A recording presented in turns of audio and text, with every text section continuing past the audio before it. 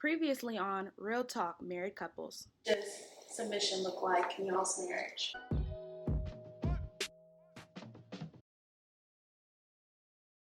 Love is all that I can give to you. Love is more than just a game for two. 'Cause two in love, two can make it. Take my heart, but please don't break it. Love was made for me and you. Oh, well, it's for the way you look at me. For the way you look at me. Oh, it's for the only one I see. And V is very, very. Hey y'all, welcome back to my channel. My name is Lola Adeola. We've been in this series called Real Talk. And if you haven't seen part 1 of this video, you should go look at it because we're going into a deeper discussion. I have my couples here with me and we're just gonna keep on rolling. What does submission look like in y'all's marriage? That's that verse that you had just read. I always find it interesting because people in the world, even people in the church, they always read that, but they don't read the context. They don't read before and they don't read after. Because it says for the husbands also to submit to their wives, but the world always sees it. Oh, the Bible's sexist, you Christians, this and that, because they only read that one verse. And so in our marriage, it's not just her submitting to me, like I tell you what to do kind of thing, and you have to follow it. It's like I submit to her as well, and the things that she wants me to do. Sometimes, even a lot of times, you don't want to do it, but you just do it or whatnot. So I think that you have a lot of things in the Bible. It has to have full context. You have to read the entirety of the passage and whatnot. But just myself giving myself to her, she gives herself to me. That's what I think about. Think about submission. I think in this context, it's more so saying you have to die to yourself. You know what I mean? To serve somebody. A lot of times you have to die to yourself to serve God. It's the same context. It's like if I'm gonna love Christ as Christ loved the church, I have to die to myself because sometimes we're selfish individuals. You know what I mean? It's like I like to serve myself sometimes. Like, I don't want to do what you want to do. I want to do what I want to do. And that's what it comes down to. It's like, am I willing to die to myself to serve you? Same. Yeah. And I do think, just kind of like what Kwame was saying with how society and the church have taken that scripture and just put a completely negative view on the word submission in general. So even outside of the marriage context, people don't want to submit at all to anybody because it looks it's portrayed to be so negative, and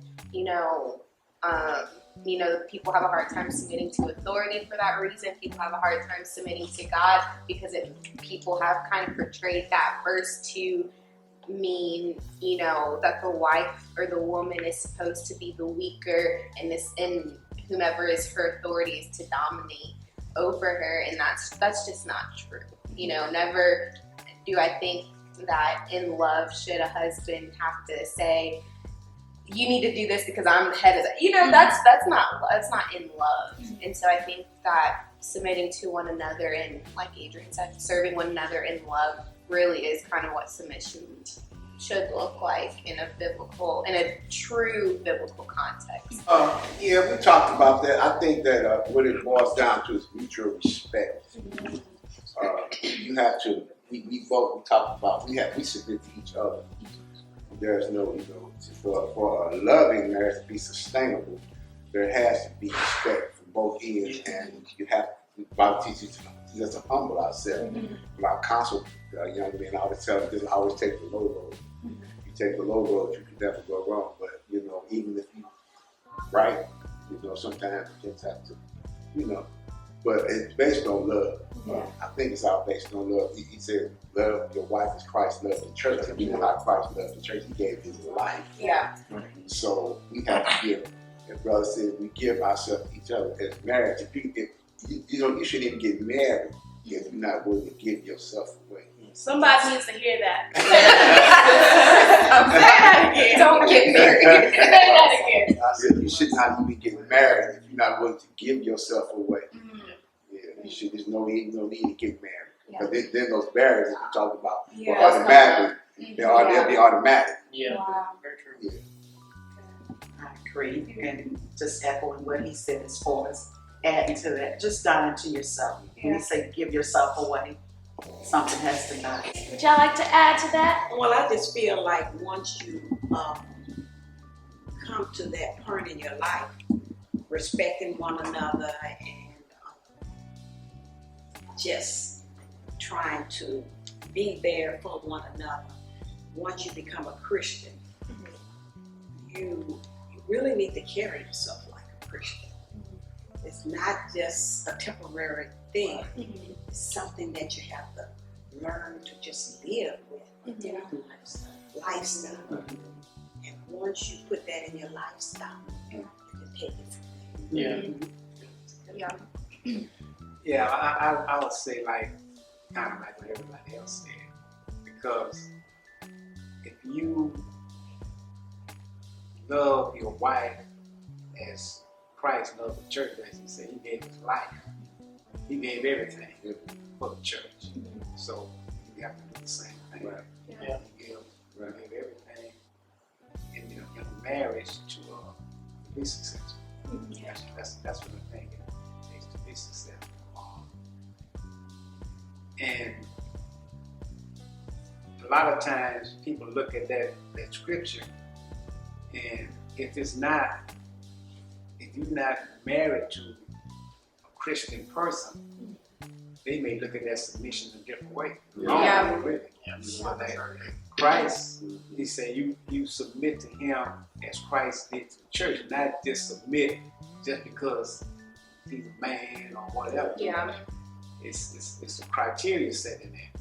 If he's not willing to accept Christ as a savior, then maybe you shouldn't be looking at him as far as being married to him. Because that's the criteria that he has to have Christ in his life to understand that as Christ died for the church, that's the sacrifice he made for mankind. Yeah. So, I guess one piece of advice for maybe single men out there is what my sister-in-law, her sister, she always would say that the husband might be the head of the household, but the wife is the neck, and the neck That's turns right. the head. That's it.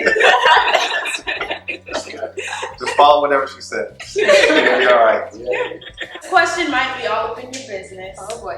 but I really believe that this will help people out there. So the question is, have you dealt with temptation during your marriage? And how did you or did you deal with it? In any area? So what it was about, I guess temptation, stepping out of your marriage or being attracted to someone else. That's what I mean.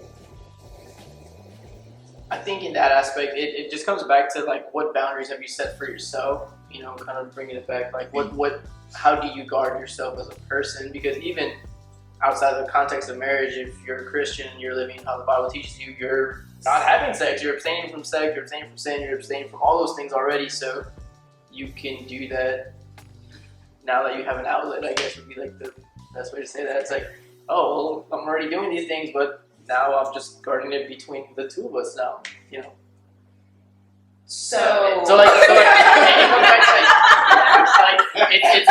all a matter of if I have the proper boundaries. I mean, well, I guess we haven't been married very long, so no for me. But okay. Yeah, but I don't know. You think that it's easy to not be tempted? Because I think temptation is always around. If that's what the question is, it's always literally around. But are you asking if we've fallen into the temptation? I guess, yeah. I think it's different because I'm single. Yeah, because temptation to me, I guess, would be, oh, this person here. Let me try this person, or let me, you know what I'm saying? Just a thought.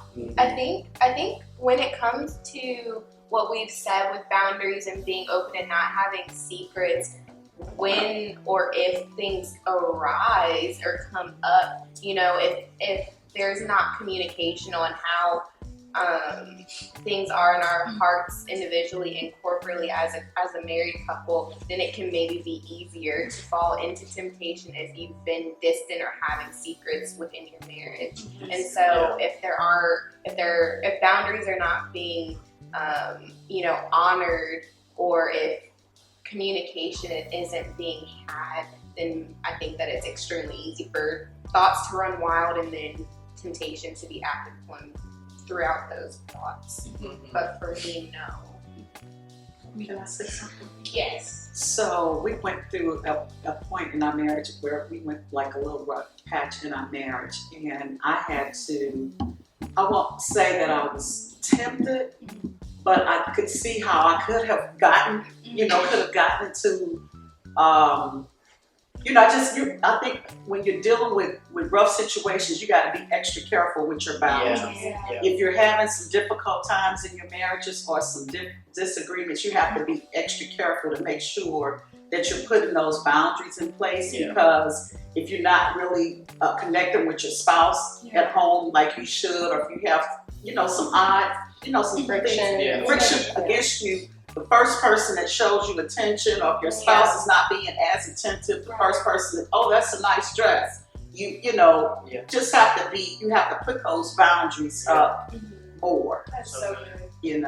So as far as being tempted, did I fall into temptation? No. But knowing that I had to kind of pull, I had to make sure that I wasn't putting myself in situations where I could have. Right. Yeah.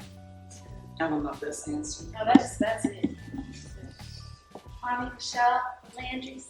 I think that, kind of to touch on what she said, I feel like the enemy just tries to creep in any way that you allow him to, and it's like, I think it's real when the Bible talks about not going to bed, or not going, something about going to bed angry. Yeah, that's it, when the sun goes down or whatever. I think that's real. Like, you might be still upset, but to still like talk to each other, or you may agree to disagree or whatever. It may not be resolved that night, but to make sure, hey, we're still on the same page, we're still a team, because otherwise you're like, oh, well, he was like this and this, and the enemy will just let your mind go all over the place, and you have to come back to the basics, like, praying, talking to them, not talking to other people about your spouse in a negative light. You're supposed to protect your spouse, and they're supposed to protect you, so you don't give way for other people to be like, yeah, and he did that, what? Oh, no, like, you just, no, and it doesn't matter if that person, whoever it is giving their opinion is single or married, like, you are supposed to protect your spouse. So I think that's really important. And then, like, finances wise, like we were talking about, no secrets, being open. I think it's important that you can't just be like, well, you know what, I want this, I don't know, it costs $400, I'm just gonna put it on my credit card, then he won't know what I got, or whatever it is. Like, you have to be open. Like, for us, I don't know, what is it like? I don't have a set number. I mean, if it's just like, oh, I'm buying a stick of gum or whatever, we're not like that. It's not that big. I mean, we share the same account or whatever. But if we want to make bigger purchases or whatever, we talk to each other about it first. Like, how can we make a way to get this? Or is it the time to get this right now? Or is it time for you to get this certification or go back to school for this? Like, we always talk about those things. It would be easy to just like step out and do your own thing. But it's better to discuss it so you don't open up another can of worms. That's good. I think whenever you mention temptation, most of your viewers are going to think about automatically like sex related. But I feel as if whenever people like aren't in the prayer life, like they're on like on point with the prayer life, they do allow that more to like seep into their life. So like if someone's in a season where their prayer life maybe isn't the best, like maybe the enemy starts to creep in, like, oh, so-and-so looked at you a certain way, and you start to think, well, maybe this one. But I've just seen like so many, talking about the other day, Pastor John Gray. This is not sponsored. Throwing out names. Okay, anybody for that matter. So I've seen how it can destroy marriage. And so, like, for myself, like, everybody's story is different, but like, I fought for this woman. Like, she turned me down like 3 times. So, like, I am not trying to give that up by email. I'm having tunnel vision. There ain't no mom on this day. So, like, I know I've seen it hurt, destroy marriages. Yeah. And especially whenever you have children, like, I don't want that for my wife. I don't want that for my children. I don't want them having to potentially grow up in 2 different households. And I've just, seen that with, a half brother and stuff like that. So, like, seeing that kind of destruction that does in marriage, like, that's not happening now. It's not working. It's not working. Yeah, especially if you I remember like one thing. I will not cry. I will not cry. Anyways, I remember one thing that we talked about before getting married was that we wanted to make sure that our kids knew that we loved each other. We wanted to make sure that our kids knew that our marriage comes first, because those are things that we didn't necessarily see growing up. So I think it's really important, just like what I was saying about prayer and making sure that your marriage, God comes first and your marriage comes right underneath that, and submitting everything to God, because otherwise it's all for naught. Like, marriage is completely selfless, and it's love. And love is a determined decision to continue to love that person or do whatever it takes, for you guys to keep it together.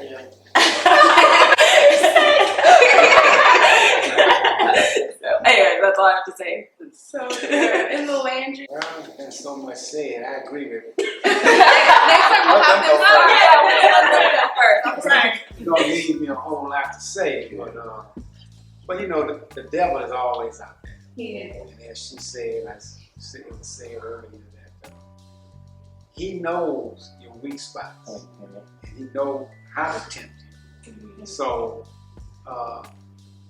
you just have to be prayed up. We've been together a long time. When I was sitting there in 11th grade and saw her over there, it's just been ever since, Yeah.